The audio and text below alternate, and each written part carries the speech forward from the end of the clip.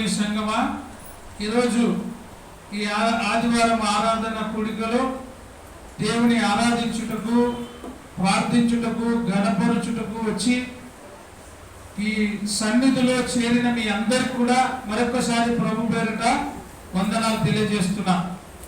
ఈరోజు చాలా మంది ఇక్కడ కూర్చోకుండా ఎంతో మంది బయట ఉండి బయట పనుల కోసం వెళ్ళి వారి సమయాన్ని ఎంతో వ్యర్థంగా చేస్తున్నారు.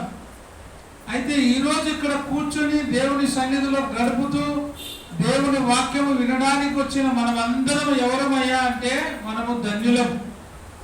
దేవుని సంఘం అనే సహవాసములో ఒక క్రైస్తవుడు చేరి దేవుని స్తుతిస్తూ ఉన్నాడంటే అది ఆ క్రైస్తవునికి ఏమైందంటే ఎంతో సంతోషకరమైనటువంటి దినం, ఎంతో బహు ఆశీర్వాదకరమైన దినమై ఉంది.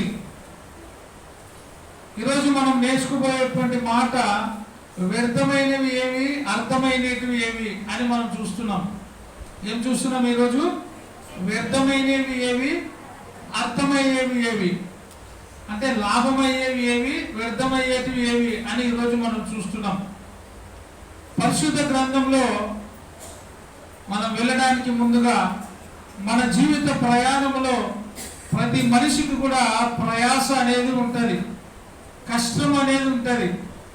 కష్టము, ప్రయాస, పని అనేవారు లేనివారు ఎవరు కూడా లేరు. ప్రతి మనిషికి ఒక పని, ప్రతి మనిషికి ఒక బాధ్యత, ప్రతి మనిషికి ఒక కుటుంబ సంబంధమైనటువంటి బాధ్యత కలిగిన వారుగా ఉంటాం. అయితే ప్రభు పని కోసం ఎవరైతే కష్టపడతారో, ప్రభు వాక్యం వినడానికి ఎవరైతే వస్తారో, దేవుని పనిలో ఎవరైతే గడుపుతారో వాళ్ళకి ఎంతో ఆశీర్వాదం. 1 కొరింథీ 15వ అధ్యాయము 58వ వచనం మనం చదువుకుంటూ ఉన్నట్లయితే, కాగా నా ప్రియ సహోదరులారా, మీ ప్రయాసము ప్రభువునందు వ్యర్థము కాదు. ప్రభువునందు మీ ప్రయాసము ఏం కాదు, వ్యర్థం కాదు. మన జీవితంలో మన కోసమై ఎంత ప్రయాసపడినా కూడా ఆ ప్రయాస అంతా కూడా వ్యర్థమే. కానీ దేవుని కోసం ప్రయాసపడితే, దేవుని యొక్క సంఘ సహవాసం కోసం నువ్వు ప్రయాసపడితే, దేవుని యొక్క పని విషయంలో నీ వంతుగా నువ్వు కృషి చేస్తే ఆ ప్రయాస వ్యర్థము కాదు అని ఎరిగి స్థిరులను, ఎప్పటికీ మనం ఎట్లుండాలా? స్థిరమైన వారుగా ఉండాలి. ఎప్పుడు స్థిరంగా మనం ఉంటామంటే మన పునాది ఎక్కడుండాలా? మన పునాది ఇసుక మీద కట్టబడినదిగా ఉంటే స్థిరంగా ఉంటాం, బలంగా ఉంటాం. అవునా? మన పునాది ఇసుక మీద ఉంటే బలంగా ఉంటాం, బండ మీద ఉంటే బలహీనంగా ఉంటుంది. కరెక్టా నేను చెప్పేది? రివర్స్ లో చెప్తున్నాను నేను. మన పునాది బండ మీద కట్టబడిన పునాది వలె ఉండాలి. ఇసుక మీద కట్టబడిన ఇల్లు ఏమవుతుంది? అది త్వరగా పడిపోతుంది. విశ్వాసము కూడా దేవుని యొక్క పని విషయంలో కూడా నిరంతరము మనం ఎట్లుండాలంటే స్థిరమైన వారుగా ఉండాలి. స్థిరులను, కదలని వారును, ప్రభు కార్యాభివృద్ధి యందు ఎప్పటికీ ఎట్లుండాలా? ఆసక్తులై ఉండు. ఎప్పటికీ, అప్పుడప్పుడా, ఎప్పుడు మనం ఎప్పుడు ఆసక్తి ఉంటామంటే మనం హుషారుగా ఉంటేనే ఆసక్తి ఉంటాం. కొంతమంది నేను పిల్లల్ని, యవనస్తులు చూస్తుంటా, అప్పుడప్పుడు హుషారుగా ఉంటే ఆసక్తిగా పని చేస్తారు, తర్వాత వెంటనే ముఖము మార్చుకొని వెళ్ళిపోతుంటారు. ఎప్పటికీ ఏముండాలంట? ఆసక్తి కలిగి ఉండాలి. ప్రభు పని విషయంలో నువ్వు హింసించబడినా, ప్రభు పని విషయంలో దూషించబడినా, నీ మీద చెడ్డ మాటలల్లా ఎవరైనా పలికినా కూడా నీవైతే కదలకుండా ఎప్పటికీ ఎట్లుండాలంట? స్థిరమైన వారుగా ఉండాలి. నీ పునాది బండ మీద వేసినటువంటి పునాది వలె నువ్వు ఉండాలి. ఎప్పటికీ నీ ఆసక్తి కలిగి ఉండాలి. అయితే చాలా మంది వారి జీవితం ఎట్లుందంటే మత్తయి సువార్త 15వ అధ్యాయము 7వ వచనం నుంచి చదువుకున్నట్లయితే చాలా మంది వారి జీవితంలో ఈ విధంగా ఉన్నారు. వేషధారులారా, ఈ ప్రజలు ఎట్లున్నారంట? తమ పెదవులతో నన్ను గణపరచుచున్నారు కానీ వారి హృదయము నాకు దూరంగా ఉంది. హృదయమేమో దూరంగా ఉంది, మనుషులు మాత్రం దగ్గర ఉన్నారు. వారిని ఏమంటారంట? వేషధారులు. పైకి ఒక రకంగా, లోపల మరొక రకంగా జీవించే వారిని ఏమంటారు? వారిని వేషధారులు. అందుకే దేవుడు చెప్తున్నాడు, వేషధారులారా, ఈ ప్రజలు తమ పెదవులతో నన్ను గణపరచుదురు కానీ వారి హృదయము నాకు దూరంగా ఉంది. హృదయము, మనసు దేవునికి దగ్గరగా లేకపోతే మనము చేసే పని కూడా యథార్థమైనదిగా ఉండదు. హృదయము, మనసు దగ్గరగా ఉంటే నువ్వు చేసే పని యథార్థంగా ఉంటుంది. నువ్వు చేసే పని నీకు ఆశీర్వాదకరంగా ఉంటుంది. వారి హృదయము నాకు దూరముగా ఉన్నది. మనుషులు కల్పించిన పద్ధతులు దైవోపదేశములని బోధించుచు వారు నన్ను ఎట్లా ఆరాధిస్తున్నారంట? వ్యర్థముగా ఆరాధిస్తున్నారు. వ్యర్థంగా ఆరాధిస్తే అది నీ జీవితానికి అర్థంగా ఉండదు. వ్యర్థంగా ఆరాధిస్తే నీ జీవితమునకు అర్థమైనదిగా ఉండదు. మనస్ఫూర్తిగా, యథార్థంగా, సహృదయముతో, దీన మనసుతో దేవుని ఆరాధించాలి. దేవుడు ఆత్మ కనుక ఆయనను ఆరాధించువాడు ఆత్మతోనూ సత్యముతోనూ దేవుని ఆరాధించాలి. అందుకే యథార్థమైన హృదయముతో దేవుని ఆరాధించాలి. కానీ ఈ ప్రజలు పైకి భక్తి గల వారి వలె ఉన్నారు కానీ వారు నన్ను ఎట్లా ఆరాధిస్తున్నారంట? వ్యర్థంగా ఆరాధిస్తున్నారు. మనుషులు కల్పించిన పద్ధతులు దైవోపదేశములని వారు బోధిస్తూ వారు నన్ను వ్యర్థముగా ఆరాధిస్తూ ఉన్నారు. మరికొంతమందిని చూస్తే యెషయా 29వ అధ్యాయము 13వ వచనాన్ని మనం చదువుకున్నట్లయితే, యెషయా 29వ అధ్యాయము 13వ వచనాన్ని చదువుకుందాం. ప్రభువు ఇలాగు సెలవిచ్చుచున్నాడు. నేను కాదు ఇక్కడ చెప్తున్నది, నువ్వు కాదు. ఎవరు చెప్తున్నారు? ప్రభువు ఇలాగు చెప్తున్నాడు. ఈ ప్రజలు నోటి మాటతో నా యొద్దకు ఈ ప్రజలు ఎట్లా వస్తున్నారంట? నోటి మాట. దేవుని దగ్గరికి పోవాలి. పైకి మాత్రమే నోటి మాటతో నా దగ్గరికి వస్తున్నారు కానీ పెదవులతో నన్ను గణపరచుచున్నారు. ఎట్లా గణపరుస్తున్నారంట? హృదయముతో కాదు, మనసుతో కాదు. దేవుని గణపరుస్తూ ఉన్నారు కానీ హృదయముతో కాదు. చెప్పాలా? ఎట్లా గణపరుస్తున్నారంట? అందరూ చెప్పాలా? ఎట్లా? హృదయముతో కాదు, పెదవులతో మాత్రమే దేవుని గణపరుస్తున్నారు. పైకి హృదయపూర్వకంగా దేవుని ఆరాధించడం లేదు. పెదవులతో నన్ను గణపరుచుచున్నారు కానీ తమ హృదయమును నాకు ఎట్లా చేసుకున్నారు? దూరంగా ఉంది హృదయం. హృదయము దేవునికి దగ్గరగా లేదు. పెదవులు మాత్రమే తెరుస్తున్నాయి కానీ హృదయము దేవునికి దగ్గరగా లేదు. అందుకే దేవుడు చెప్తున్నాడు, హృదయము అన్నిటికంటే ఘోరమైన వ్యాధి కలిగినదిగా ఉంది. అందుకే ఆ ఘోరమైన హృదయాన్ని దేవుడు అడుగుతున్నాడు. నా కుమారుడా, నీ హృదయము నాకి. నీ ఘోరమైన హృదయము, నీ పనికి మాలిన హృదయము, నీ మలినమైన హృదయము నాకు అక్కర లేదు. నీవు యథార్థ హృదయుడై నా వైపు తిరిగి నన్ను ఆరాధిస్తేనే నీకు శాంతి, సమాధానము. నీవు హృదయపూర్వకంగా కాకుండా పై పెదవులతో ఆయనను ఆరాధించడం అది దేవునికి ఇష్టమైన ఆరాధన కాదు. అందుకే వారు తమ హృదయములను దూరము చేసుకొని ఉన్నారు. నా ఎడల చూపు భయభక్తులు మానవ విధులను బట్టి వారు నేర్చుకున్నవి. దేవుని యొక్క విధులు కట్టడలు బట్టి నేర్చుకునేవి కాదవి. మానవుల పద్ధతులను బట్టి నేర్చుకుంటున్నారు. మానవులు ఎట్లా చేస్తే అట్లా చేస్తున్నారు. కానీ అవును, హృదయపూర్వకంగా మనస్ఫూర్తిగా నేను నా దేవుని దగ్గరికి వెళ్ళాలి, నా దేవుని నేను గణపరచాలనేటువంటి హృదయం లేని వారుగా నా దగ్గరికి వస్తున్నారు. అందుకే వారు మనుషులు కల్పించిన పద్ధతులు, దైవోపదేశములను బోధిస్తూ వారు నన్ను ఎట్లా ఆరాధిస్తున్నారంట? అర్థము లేకుండా వ్యర్థంగా ఆరాధిస్తున్నారు. అర్థము లేని వ్యర్థమైన ఆరాధన దేవునికి ఇష్టమైనది కాదు. అందుకే నువ్వు అర్థం లేకుండా ఎంత ఆరాధించినా అది వ్యర్థమే. దేవుని ఆరాధించడంలో ఉండే గొప్పతనము నువ్వు గ్రహించాలి. దేవుని సన్నిధిలో గడపడం ద్వారా వచ్చేటువంటి ఆ సంతోషం నీకు తెలుసాలి.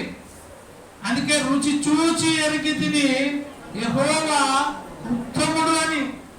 ఎవరైతే రుచి చూస్తారో, ఎవరైతే దేవుని యొక్క గొప్పతనము తెలుస్తుందో వారు దేవుని దగ్గరికి రావడానికి ఎప్పుడు కూడా ఆసక్తికరంగా ఉంటారు. పాట పాడడానికి ఆసక్తిగా ఉంటారు. సంఘములో సహవాసంలో నడవడానికి ఇష్టపడతారు.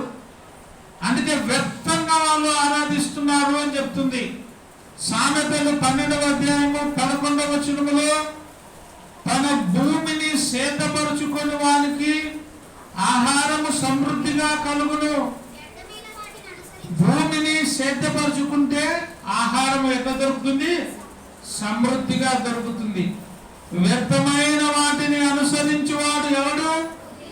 బుద్ధి లేనివాడు. వ్యర్థమైన వాటిని అనుసరించేవాడు ఎవరు? బుద్ధిమంతుడా, బుద్ధి లేనివాడా? ఇప్పుడు దేవుని కూడా వ్యర్థంగా ఆరాధిస్తున్నామంటే మనం బుద్ధిమంతులమా, బుద్ధి లేని వాళ్ళమా? దేవుని వ్యర్థంగా ఆరాధిస్తున్నాము అంటే మనం బుద్ధి కలిగిన వాళ్ళమా, బుద్ధి లేని వాళ్ళమా? చెప్పలేకుండా చూడు, ఒప్పుకోవాలా? దేవుని వ్యర్థంగా ఆరాధిస్తే మనం బుద్ధి కలిగిన వాళ్ళమా, బుద్ధి లేని వాళ్ళమా? బుద్ధి లేని వాళ్ళమైనా గట్టిగా ఒప్పుకుంటే దేవుడు క్షమిస్తాడు. జ్ఞానము లేని వాళ్ళమైనా జ్ఞానము లేదు ప్రభు అంటే దేవుడు క్షమిస్తాడు. అందుకే హృదయపూర్వకంగా దేవుని ఆరాధించాలా.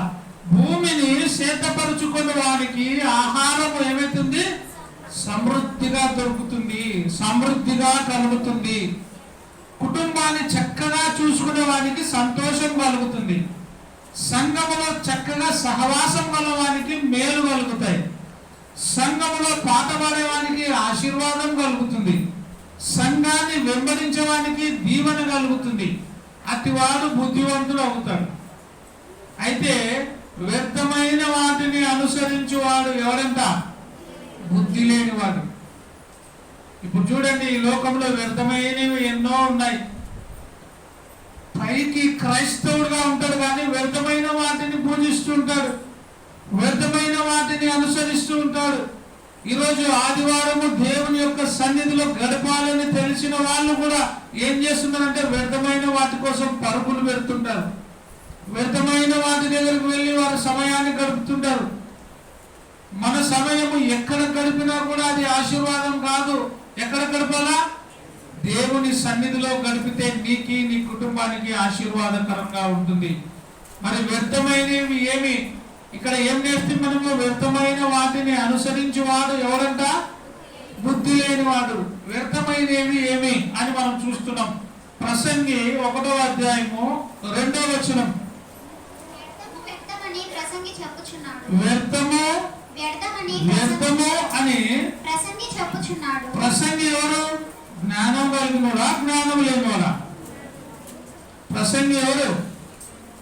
అన్ని అనుభవించిన వాడా, అనుభవం లేనివాడా? చెప్పాలా? ప్రసంగి ఎవరు? జ్ఞానం కలిగినోడా, జ్ఞానం లేనివాడా? అన్ని అనుభవించిన వాడా, అనుభవం లేనివాడా?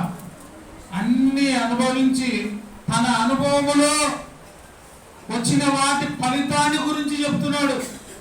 ఏమని? వ్యర్థమని ప్రసంగి చెప్పుచున్నాడు.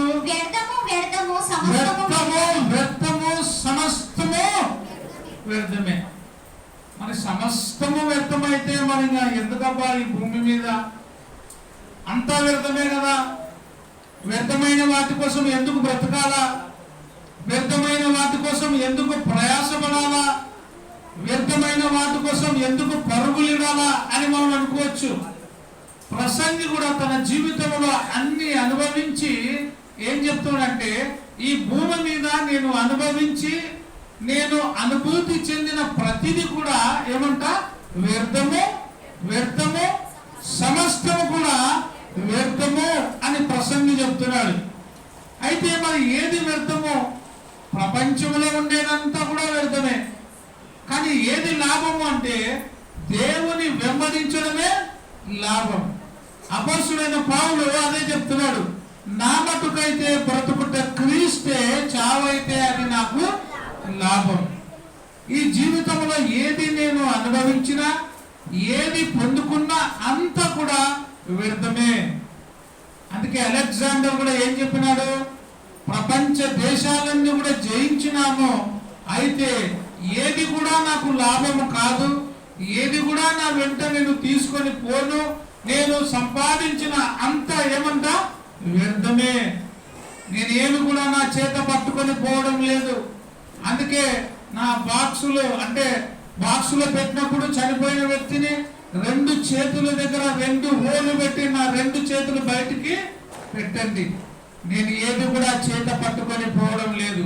మరి మనం చనిపోతే ఏది తీసుకొని పోతామంటే, ఈ భూమి మీద బ్రతికిన దినాలలో మనం ఏదైతే చేస్తామో, ఏ క్రియలు చేస్తామో వాటికి తగినటువంటి ప్రతిఫలం మనము అనుభవించక తప్పదు.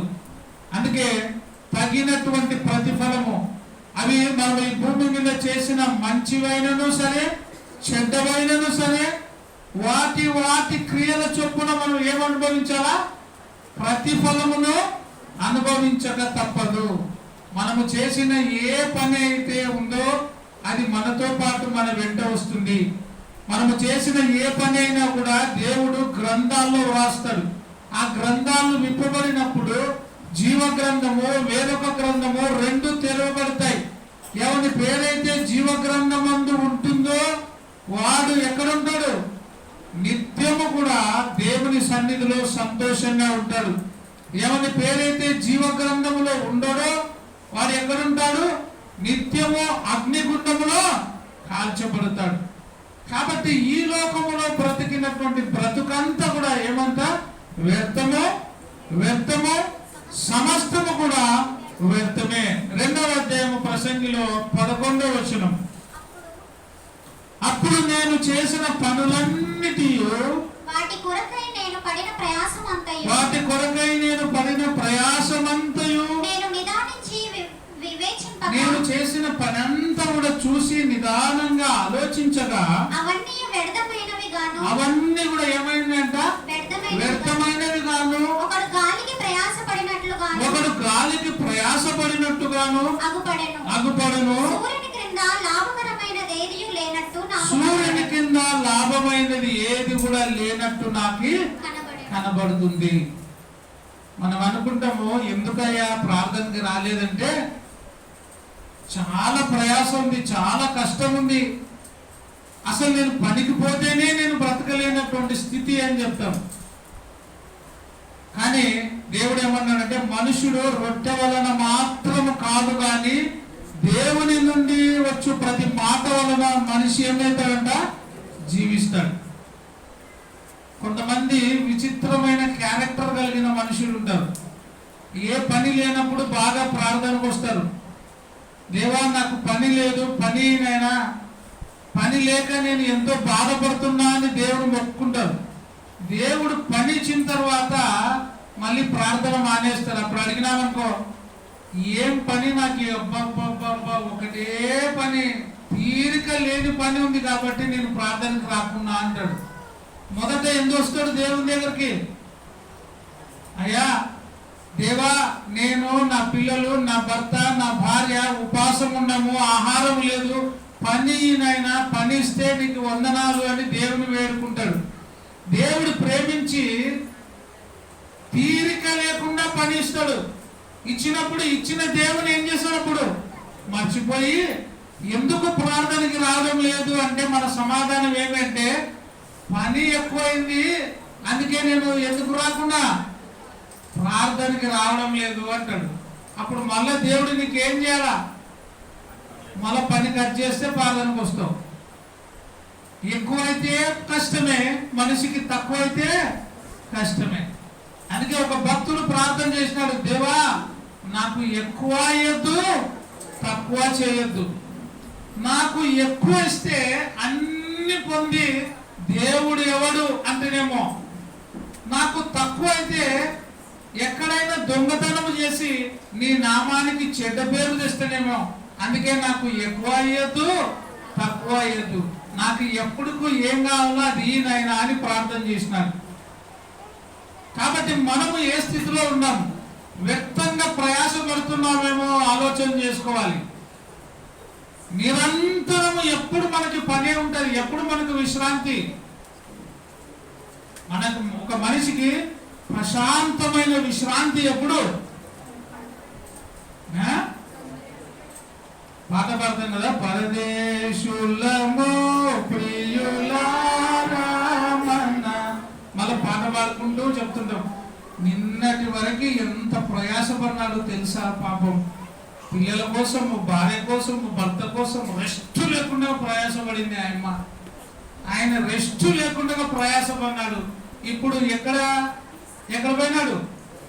చనిపోయినప్పుడు పెడతారు మళ్ళా పీస్ ఇన్ రెస్ట్, రిప్ అని పెడతారు, రెస్ట్ ఇన్ పీస్ అంటే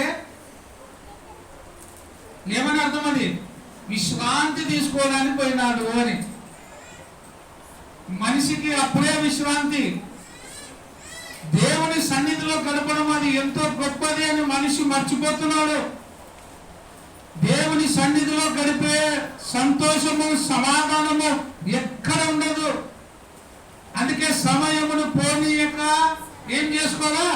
సద్వినియోగము చేసుకొనుచు అజ్ఞానుల వలె కాకుండా జ్ఞానుల వలె నడుచుకోవాలి. ఇంకా కొంతమందిని చూస్తే చాలా ఆశ్చర్యం అవుతుంది. ఎప్పుడో ఒకసారి సెలవు దొరుకుతుంది. ఆ సెలవులో కూడా ఏడుంటారు? ఆ సెలవులలో కూడా ఎక్కడుంటారు? ఎక్కడెక్కడో ఉంటారు. ఇంకా ఆ రోజు కూడా ఆరాధనలో గడపాలి. అసలు ఆదివారం అంటేనే దేవుని స్తుతించే రోజు. ప్రభు అయిన యేసుక్రీస్తు మన కోసమే ఈ సిలువలో మరణించి సమాధి జయించి తిరిగి లేచినటువంటి రోజు. ఆ రోజు ఎంత గొప్పదంటే అన్ని పండగల కంటే కూడా ఒక పెద్ద పండగ ఏది అంటే ఆదివారమే. అందుకే భక్తులు అన్నారు, వ్యర్థము సమస్తము వ్యర్థమే. భూమి క్రింద నాకు లాభం ఏమీ లేనట్టు నాకు కనబడుచుంది, అంత వ్యర్థమే. కీర్తనలు 127వ అధ్యాయము 1వ వచనం నుంచి. కీర్తనలు 127:1. యెహోవా ఇల్లు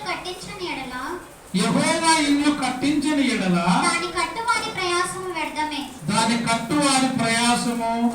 వ్యర్థమే. ఒక ఇల్లు ఎవరు కట్టించాలా? దేవుడు కట్టియాలి. అది ఆత్మ సంబంధమైన కుటుంబమైన, శరీర సంబంధమైన కుటుంబమైన, మరి ఏదైనా కూడా ఒకటి నిర్మించబడాలంటే దాని వెనక ఎవరి శక్తి ఉండాలా? దేవుని శక్తి ఉండాలి. యెహోవా ఇల్లు కట్టించని ఎడల దాని కట్టువారి ప్రయాసము వ్యర్థమే. యెహోవా పట్టణమును కాపాడని ఎడల దాని కావలి కాయవారు మేలుకొని ఉండుట వ్యర్థమే. వరదలు వస్తామంట ఈ రోజు రాత్రి అని అందరూ మేలుకున్నంత మాత్రాన ఆపుతామా? వరదలకి ఎదురు నిలబడదాం రండి, ఎవరెవరు వస్తారో అంటే ఎంతమంది ఉంటారు? మహేందర్, తుంగభద్ర గేట్లు ఎత్తుతారంట. పొరపాటున గేట్లు ఎత్తితే కొన్ని వందల మంది కొట్టుకుపోతారంట. కాబట్టి మనం పోయి నిలబడదాం అంటే ఎంతమంది వస్తారు? ధైర్యం లేదా ఎవరికి? మళ్ళీ చెప్తున్నా నేను, తుంగభద్ర గేట్లు ఎత్తుతారంట. అవి గానే ఎత్తితే ఆ నీళ్ళకి కొన్ని వేల మంది కొట్టుకుపోతారంట. కాబట్టి మనం పోయి నిలబడదాం ఆ నీళ్లను ఆపుదామంటే ఎంతమంది వస్తారు? ఎవరితో కాదు. ఎవరు ఆపాలా? పొద్దునేకి ఎత్తుతారంట గేట్లు అంటే రాత్రికే నిలబెట్టేస్తాడు దేవుడు. అవునా కదా? దేవుడు అనుకుంటే రాత్రికే వరద ఆపేస్తాడు. దేవుడు అనుకుంటే రాత్రికి రాత్రే కుండపోత వర్షం పడిపిస్తాడు దేవుడు. అది విజయవాడలో పడింది, రేపు కర్నూలులో పడవచ్చు, ఇంకో చోట పడవచ్చు. దేవుడు కాపాడకపోతే మన ప్రయాస అంతా కూడా వ్యర్థమే. అందుకే ఒకడు ఇల్లు కట్టాలనుకుంటే దాన్ని కట్టడానికి ఎవరి ప్రయాస ఉండాలా? ఒకడు యెహోవా ఇల్లు కట్టించని ఎడల దాన్ని కట్టువాని ప్రయాస వ్యర్థమే. ఎంత పెద్దది కట్టినా కూడా కొట్టుకొని పోతుంది. తుంగభద్ర డ్యామ్ గేటు ఏమైంది? పోయిన నెలలు అనుకుంటా, అటుపోయిన నెలలే కొట్టుకొని వచ్చింది. మళ్ళా కష్టపడి పెట్టి మళ్ళా అనుకుంటే ఒకటి పోయింది, మొన్న 4 కూడా పోతాయి. కాపాడేది ఎవరు? దేవుడే. అందుకే ఇజ్రాయేలీలను కాపాడు దేవుడు కునుకోడు, నిద్రపోడు. ఇజ్రాయేలీల ప్రజలను దేవుడు ఏం చేసినాడు? ఎర్ర సముద్రాన్ని 2 పాయలుగా చీల్చి ప్రజలను ఆరిన నేల మీద ఏం చేసినాడు? నడిపించినాడు. ఇది దేవుని యొక్క గొప్ప అద్భుతం. దేవుడు అనుకుంటే ఏమైనా చేయగలుగుతాడు. మనిషి ఏమి చేయలేని అభాగ్యుడు. అందుకే మనం ఎంత ప్రయాసపడినా మన ప్రయాస అంతా కూడా ఏమవుతుంది? వ్యర్థమే. అందుకే దేవుడిలో ఉండాల మన ప్రయాస. అందుకే ఏం చెప్తాం చూడే, యెహోవా పట్టణమును కాపాడని ఎడల దాని కావలి కాయవారు మేలుకొని ఉండుట వ్యర్థమే. మీరు వేకువనే లేచి చాలా రాత్రి అయిన తరువాత పండుకొనుచు కష్టార్జితమైన ఆహారం తినుచు నుండుట వ్యర్థమే. తినుచు ఉండడం కూడా ఏమంట? బాగుంది అని తెల్లవారులు తింటే ఏమవుతుంది? బిర్యానీ బాగుంది అని ఏదో తింటాం, ఇంత బాగుంది కానీ అని తెల్లవారులు డెగిసీలే తినుకుంటూ ఉన్నామనుకో ఏమవుతుంది? నవ్వుతున్నారు చాలా మంది. డేవిడ్ అయితే బిర్యానీ బాగుంది కదా అని చెప్పి రాత్రి ఎక్కడైనా భోజనం పెట్టినారు, తిన్నాం, బాగుంది, ఇంకా 2 ముక్కలు ఎక్కువనే తిన్నాం, ఆడికి అయిపోయింది. కానీ బాగుంది కదా అని డెగిసలేది 10 నిమిషాల కింద వేసుకొని తిన్నామనుకో ఏమవుతుంది? ఏమవుతుందో ఏమో తెలియదు. ఏమైందంటే ఏమో మాకేం తెలియదు. డెగిష కాడ ఒక్కటి ఉండే మాట కింద వేసుకుంటూ ఉంటే చూసినాను, కానీ తర్వాత ఎట్టేపోయిందో నాకేం తెలియదు. వ్యర్థమే. దేవుడు కాపాడితే అది కాపాడబడుతుంది. దేవుడు రక్షిస్తే అది ఏమవుతుంది? రక్షించబడుతుంది. మన ప్రయాస, మన ఎంత కష్టపడినా అంత వ్యర్థమే. దేవుడు కాపాడాలా, దేవుడు ఆశీర్వదించాలా. అందుకే నీవు లేనిది నేను లేను, నీ సన్నిధానములో సంపూర్ణ సంతోషం, ఆరాధించుకునే విలువైన అవకాశం. అందరు పడాల. నీ సన్నిధానములో ఆరాధించుకునే విలువైన అవకాశం.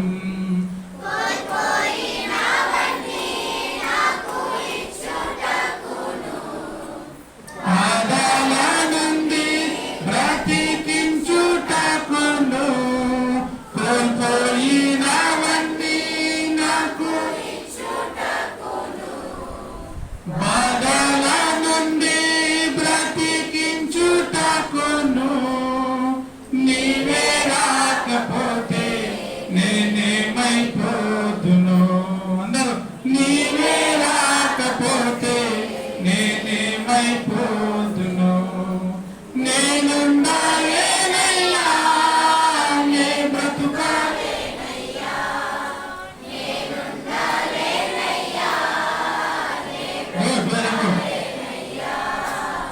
నీవే లేకుండా నేనుండాలేనయ్యా, నీ తోడే లేకుండా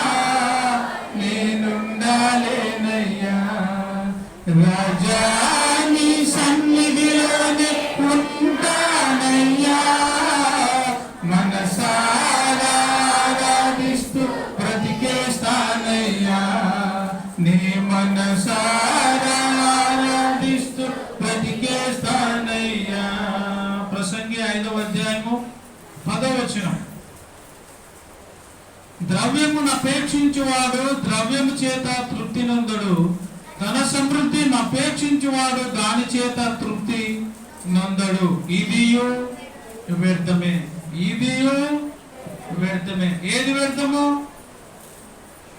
ధనము మీద ఆశ గలవాడు ద్రవ్యము చేత తృప్తి పొందడు, ధన సమృద్ధిని ఇష్టపడేవాడు దాని చేత తృప్తి నొందడు. ఇది కూడా వ్యర్థమే, అంత వ్యర్థమే. మరి ఏది అంటే ఏది మనకు లాభము అంటే దేవునిలో ఉండడమే లాభం. పెద్ద పెద్ద గొప్ప గొప్ప కట్టడలు దేవుడు పెట్టలే. నా యందు భయభక్తులు కలిగి నా త్రోవలందు నడుచు వారందరూ కూడా ఏమంట ధన్యులు అంటాడు దేవుడు. ఆయన మాట వింటే, ఆయన మాట ప్రకారంగా నడుచుకుంటే మనం గొప్ప వాళ్ళం అవుతాం. ఆయన ఏం చెప్తాడంటే నేనుండు స్థలములో మీరు కూడా ఉంటారు అని చెప్తున్నాడు. అంత గొప్ప ధన్యతను ఇస్తున్నాడు దేవుడు. ఆ ధన్యమైన జీవితం కోసం మనం ఈ లోకంలో బ్రతకాలి. ఇర్మియా 4వ అధ్యాయము 30వ వచనం. వ్యర్థము వ్యర్థము, ఈరోజు వ్యర్థము వ్యర్థమైనవి ఏవి, అర్థమైనవి ఏవి అని చూస్తున్నాం మనం. ఇర్మియా 4వ అధ్యాయము 30వ వచనం. దోచుకొనబడినదానా, ఇర్మియా 4:30.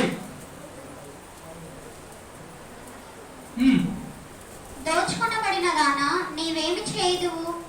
రక్తవర్ణ వస్త్రములు కట్టుకొని. దాంట్లో కింది వచనంలో ఏముంటదంటే నిన్ను నీవు అలంకరించుకొనుట వ్యర్థమే, నిన్ను నీవు అలంకరించుకొనుట వ్యర్థమే. నిజమేనా? మిమ్మల్ని మీరు అలంకరించుకుంటే వ్యర్థమేనా మేలా? ఈరోజు ఎంతమంది అలంకరించుకున్నారు? నిజంగా చెప్పండి, ఎంతమంది అలంకరించుకున్నారు? చేయొద్దండి. అందరు అలంకరించుకున్నారా లేదా? ఈరోజు సండే స్పెషల్. అందరు ఒక్కసారైనా అర్థం చూసుకున్నారా లేదా? అర్థం దగ్గర పోయినారంటే మీరు అలంకరించుకున్నట్టే. అందరు ఈ రెండు వాళ్ళందరూ చెప్పండి. అద్దం దగ్గరికి ఈ రోజు పోయలేను అన్నోళ్ళు ఉంటే చేయొద్దండి. ఈ రోజు నేను అద్దం దగ్గరకు పోలే అన్నోళ్ళు ఉంటే ఒకరు. ఇంకా అందరము అంటే ఆమె పోయలేదు, కొంతమంది పోరు, ఇష్టం ఉండదు. కానీ నిన్ను నీవు అలంకరించుకొనుట ఏమంట వ్యర్థమే. ఎందుకంటే నన్ను నేను అలంకరించుకోవాలంటే, నిన్ను నీవు అలంకరించుకోవాలంటే నీ కోసం ఎవరుండాలా? నా ప్రియుడు ధవలవర్ణుడు, రత్నవర్ణుడు, ఇంకా 10,000 మందిలో ఉన్నా నేను నా ప్రియుని గుర్తించగలను. ఏమ్మా నీ ప్రియుని విశేషం ఏమి అంటే, నీ ప్రియురాలు యొక్క విశేషం ఏమి అంటే సంధ్యారాగము చూపట్టుచు సూర్యుని అంత స్వచ్ఛము గలదై యూహిత సైన్య సమ భీకర రూపిణియగు ఈమె ఎవరు అంటే, ఆమె ఎవరో కాదు, క్రీస్తు కోసం అలంకరించబడినటువంటి పెండ్లి కుమార్తె. ఈయన ఎవరు అంటే నా ప్రియుడు ధవలవర్ణుడు, రత్నవర్ణుడు, 10,000 మందిలో ఉన్న నేను నా ప్రియుని గుర్తించగలను. అంటే ఆ ప్రియుడు ఎవరు అంటే సంఘం కోసం ఏర్పాటు చేయబడినటువంటి పురుషుడు క్రీస్తు. నిన్ను నీవు అలంకరించుకోవాలంటే నీ కోసం ఒక పురుషుడు ఉండాలా, నా కోసం ఒక స్త్రీ ఉండాలా. అంటే ఎవరు ఉండాలా? సంఘము ఉండాలా, సంఘానికి శిరస్సు ఉన్న క్రీస్తు ఉండాలా. అట్లయితేనే అలంకారానికి అది అందం. లేకపోతే నిన్ను నీవు అలంకరించుకుంటా అది ఏమంట వ్యర్థమే. ఎందుకు అలంకరించుకుంటాం చెప్పండి? ఎవరో ఒకరు బాగా అంటే ఈరోజు నేను పోతున్నా బాగా అందరికి బాగా కనపడాలనే కదా అలంకరించుకునేది. నీకు నీవే బాగుండాలని అలంకరించుకుంటావా? మనము క్రీస్తు కోసం ఎప్పుడు ఎట్లుండాలా? అలంకరించబడిన పెళ్లి కుమార్తె వలె, పెళ్లి కుమారుని వలె ఉండాలా. అది ఆశీర్వాదం. అందుకే నిన్ను నీవు అలంకరించుకొనుట వ్యర్థమే. ఒకవేళ నువ్వు అలంకరించుకున్నా కూడా నీకు క్రీస్తు అనేటువంటి పురుషుడు, క్రీస్తు అనేటువంటి భర్త లేకపోతే అది నీకు వ్యర్థమే. అందుకే ఇంకో మాట అంటే 31వ అధ్యాయం సామెతలు 30వ వచనంలో అందము మోసకరము సౌందర్యము వ్యర్థము యెహోవా యందు భయభక్తులు కలిగి ఉన్న స్త్రీ ఏమైతుంది? కొనియాడబడుతుంది. అందము ఏమంట? మోసము సౌందర్యము వ్యర్థము యెహోవా యందు భయభక్తులు కలిగి ఉన్న స్త్రీ ఏమైతుంది? కొనియాడబడుతుంది. మన అలంకారము వ్యర్థం కాకుండా ఉండాలంటే క్రీస్తు చేత మనం ఏం కావాలా? కొనియాడబడాల. అందము మోసకరము సౌందర్యము వ్యర్థము యెహోవా యందు భయభక్తులు కలిగి ఉన్న స్త్రీ ఏమైతుంది? కొనియాడబడుతుంది. మనము దేవుని యందు భయభక్తులు కలిగి ఉండాలి. నేను మొదటనే చెప్తే వారు వ్యర్థముగా నన్ను ఆరాధిస్తున్నారు అంటే నిజమైన భక్తి వారిలో లేదు. మరి ఇంకో మాట అంటే చూడండి సామెతల్లోనే 11వ అధ్యాయం 22వ వచనం వివేకము లేని సుందర స్త్రీ ఎవరంట? తప్పు చదువుతున్న ప్రవళికను మళ్ళీ కోపం అవుతారు అందరూ. నీ మీద బాధపడతాడు. చూడు గట్టి చదువు. చూడు ఆ మాట చెప్పలేక మైక్ కూడా ఇష్టపడతలేదు పాపం. వివేకము లేని సుందర స్త్రీ వివేకము లేని సుందర స్త్రీ పంది ముక్కుననున్న బంగారు కమ్మి వంటిది. ఎంత ఎంత మంచి మాట కదా. ఎవరి ముక్కులనంట? పంది ముక్కున ఉన్న ఆ పంది ముక్కున ఉన్న బంగారు కమ్మి వ్యర్థమా లేకపోతే అందమా? పందికి కమ్మ పెడితే అందమా వ్యర్థమా? మనం అనుకుంటాం ఆ పందికున్న కమ్మ నాకు ఉన్నింటే ఎంత బాగుండా అని. ఆ పందికి అంత తులం బంగారా అని. ఒకవేళ ఆ పందికి ఒక 10 తులాల మెడకి గొలుసు చేపించినా కూడా దానికి అందం కొట్టదు. దానికి ఎన్ని తులాలున్నా వ్యర్థమే. అందుకే వివేకము కలిగినటువంటి స్త్రీకి అది అందమంట. ఏది? బంగారు కమ్మి అందం. లేకపోతే ఎటువంటిదంట? వివేకము లేని సుందర స్త్రీ పంది ముక్కున ఉన్న బంగారు కమ్మి వంటిది. అంటే ఆ కమ్మకి విలువ లేదు. ఆ కమ్మ ముక్కులో ఉన్న వ్యర్థమే అని అర్థం. అదే కమ్మ ఒక స్త్రీ ముక్కులో ఉంటే అది ఎంత అందం. కమ్మకి అందం కాదు, స్త్రీకి అందం వస్తుంది. కొంతమందికి పెడితే కమ్మకే అందం వస్తుంది, కొంతమంది పెడితే ముక్కుకి అందం వస్తుంది. అంటే కొంత రకాలు కొన్ని ఉంటాయి. కానీ పందికి పెడితే ఏ దానికి అందం ఉండదు. అందుకే మనము వివేకము కలిగి నడుచుకోవాలి. అందుకే నిన్ను నీవు అలంకరించుకొనుట ఏమంట? వ్యర్థము.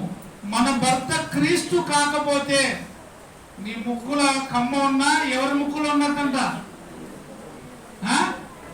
ఎవరయ్యా నీ భర్త అంటే ఏమన్నా? నా భర్త క్రీస్తు, నా తండ్రి క్రీస్తు, నా దేవుడు క్రీస్తు అని చెప్పాలి.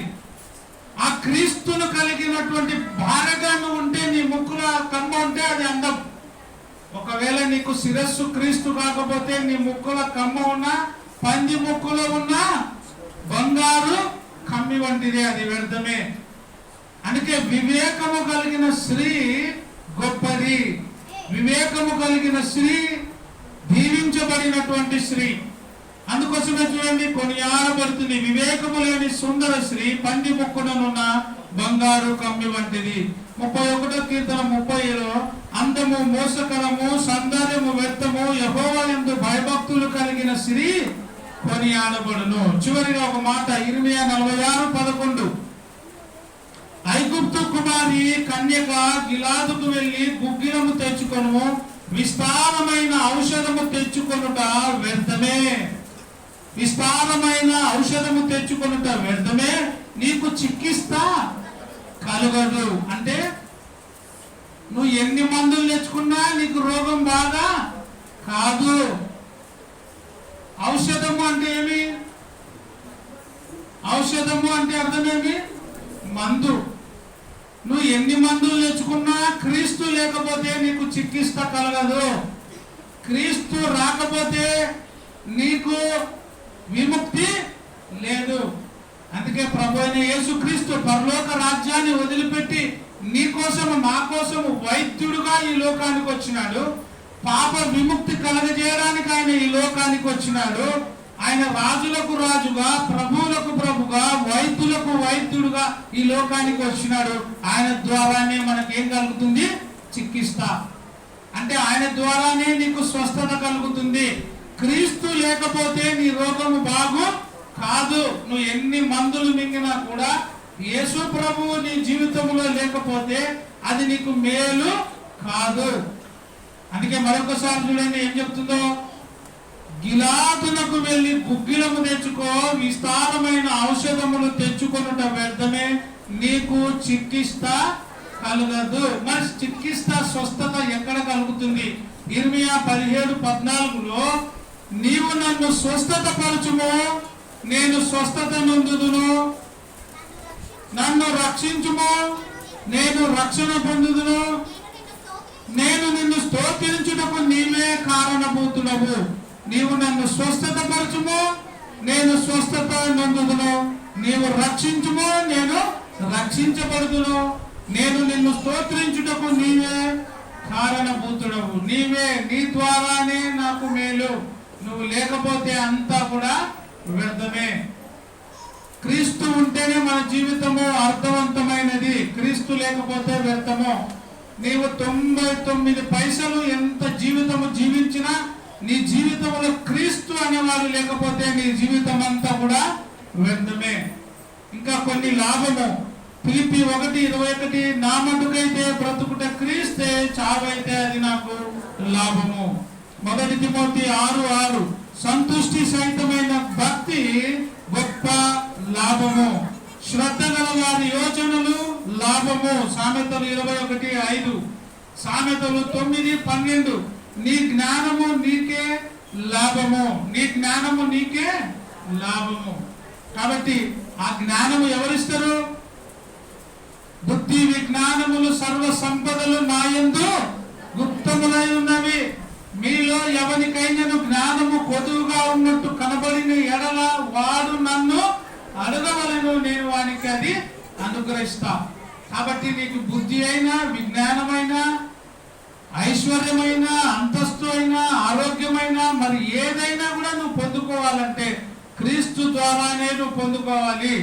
క్రీస్తు లేకపోతే నీ జీవితం అంతా కూడా వ్యర్థము, శూన్యము అని గ్రహించుకొని క్రీస్తును పొందుటకు, క్రీస్తులో ఉండుటకు ప్రయాసపడాలని వాక్య భాగం ద్వారా తెలియజేస్తూ ముగిస్తున్నాను. అందరికీ వందనాలు. Thank you.